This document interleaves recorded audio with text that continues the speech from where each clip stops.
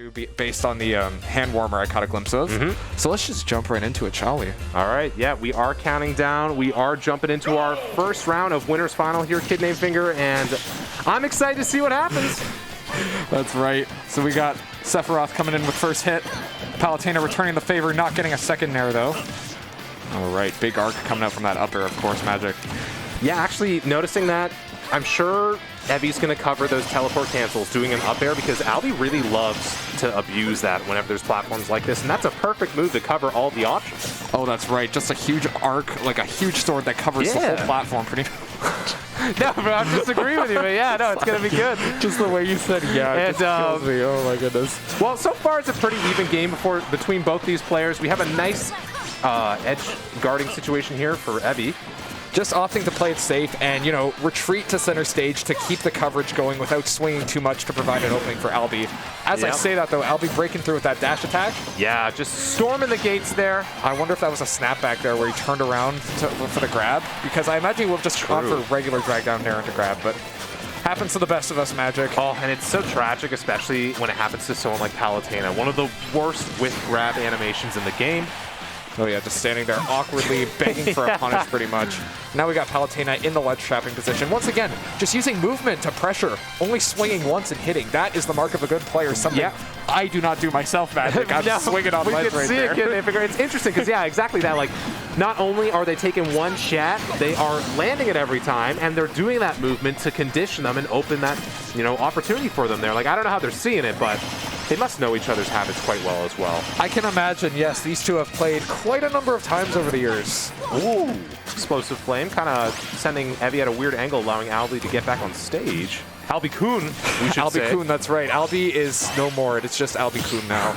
Oh, that was great. Off the teleport cancel into the parry grab. Interesting directional air dodge there. Surprised they didn't get punished for it. Okay, interesting. Going for the back throw fair instead of spare, which is, I imagine would kill at this percent, actually.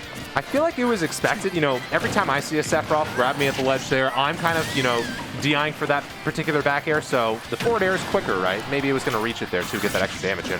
As I'm talking, Albi lost the stock.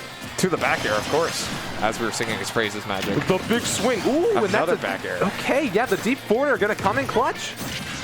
All right, we got an aerial battle going on here. You know, I wonder if they're like Falco and just preferring the air generally. Of course, Sephiroth got that one wing. Yeah, you could see it. I mean, Palu's one who loves the heavens, and I don't really know. Actually, they're kind of like a battle of the opposites here, of heaven and hell. This is so great. Yes, because like, isn't the one-winged angel like a biblical reference, I believe? And then Palutena being a goddess of light. It's an interesting dichotomy, a religious battle in a video game, if you will. We got it all. You know, we try to just stay away from that stuff, you know, have some fun playing the games, but the religion is just pouring through here. You know, you can see you can't get your mind off of it. Okay, but we're going to live here from that back air. Sephiroth's judgment coming through with that back air, though not strong enough. Palutena living it because light ultimately prevails over the darkness, unless, of course, this percentage lead is anything to indicate, Magic. And you saw, as you were saying that, Albi went for a forward smash and never landed again after that. I don't know if it was a misinput. It was a bit weird to do. I'm not sure. It could have, I mean, knowing now the input for instant dash attacks, I don't believe it was a misinput for that. So maybe it was just a really hard call out because Sephiroth is light and Albi had a good amount of rage there. Yeah, it was like a 70% 65 hit, so it would have definitely, like, you know, put it in a situation where Albi could potentially take the game. But alas. And maybe Albi was just feeling from the set with you earlier, Kid Named Finger. My God, I saw it on Twitter, the F smash, and then the shield just pushed you off. That was so funny. Did someone clip that? Albi did. He put it on Twitter.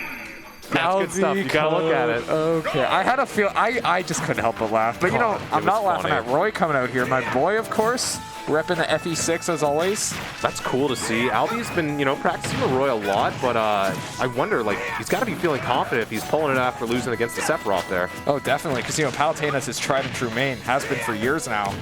And now that we're officially like the same rule set as Gommel here, Town and City's back, so that's really good for Roy. Something I didn't even consider. The side B gonna be killing at absurd percents, especially against light man Sephiroth here. Oh, yep, getting that reversal edge guard happens to the best of us, Magic. You know, I was fighting one of the best Sephiroth players of all time earlier, Mr. Shrek Wazowski. Oh, yeah. And that's not a joke, by the way. He's actually really good, but he got me with a lot of those reversals.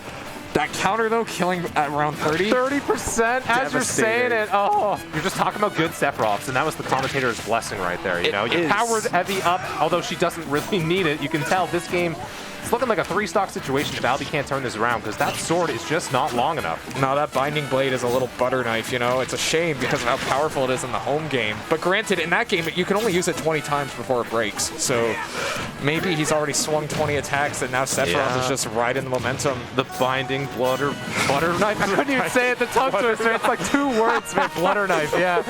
Anyway, maybe something of blubbernutters from Fairly Odd Parents, man. But all right. No, the down tilt on Roy's it's the nasty move. It's terrifying to get hit by. It is. He was looking for it. He didn't get it, but he still got the kill off something else.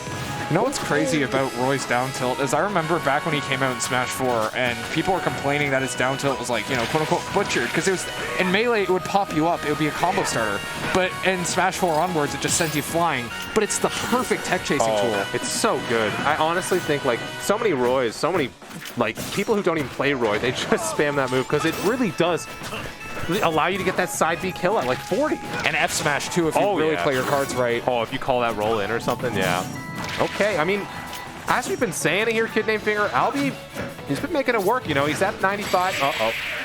Off the forward air. Commentator's curse, my friend. Well, it's sad to see, because he was really looking nice with the Roy, but Evie, that's Sephiroth. Oh, that victory screen's still so sick. It's the best one in the game, in my humble opinion. It's simple, but it's just so effective. The burning, like, Cloud's hometown Nibelheim, like, that's what it's a reference to. I like to think my headcanon is that Sephiroth, he's just, you know, feeling himself every time he wins. He's like, you know what, I'm going to go burn down Cloud's hometown again. Just burns every legal stage, actually. That's the ending of the stage there. Oh, he really wants that Palutena's temple in the stage list. Oh, we're going all 3 different characters from Albi-kun. That's right. The Holy Trinity or Unholy Trinity, depending on how you look at it, because of Min Min, she ain't no goddess. Let me believe you me, Magic. This character is evil, but...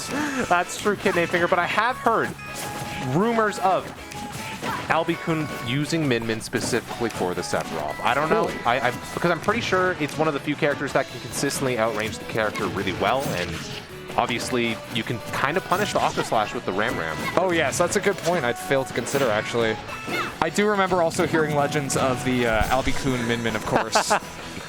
You know, every time I see this character, I just can't help but get terrified because, God, you just, you know, they only really have, like, what, 3-4 moves individually because, you know, it's just arm, and then a couple, like, kicks off the down tilt and smash. But I digress.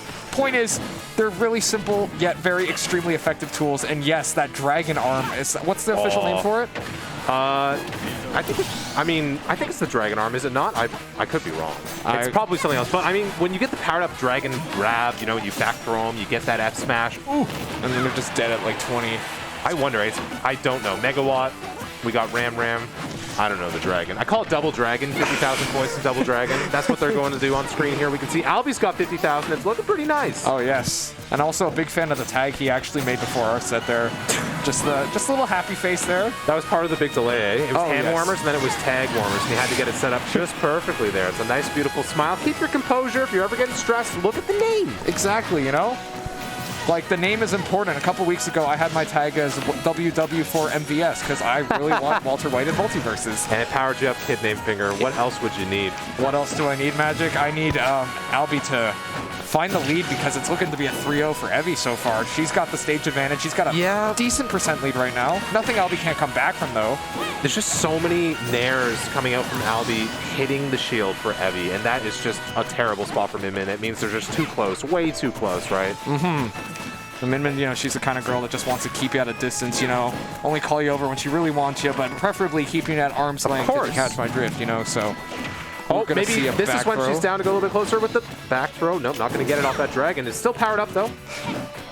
All right, not getting the Nair of the shield there for the punish, but we got a bit of a Nair train going now, just snapping those fingers non-stop. Yeah, you know? we've got like a little jazz ensemble there going on. I like a little swing. Yeah, going over and over. I can guarantee you Sephiroth's fingers are not bored after that one, Magic. It's almost like Sephiroth was meant to be played by Bully McGuire.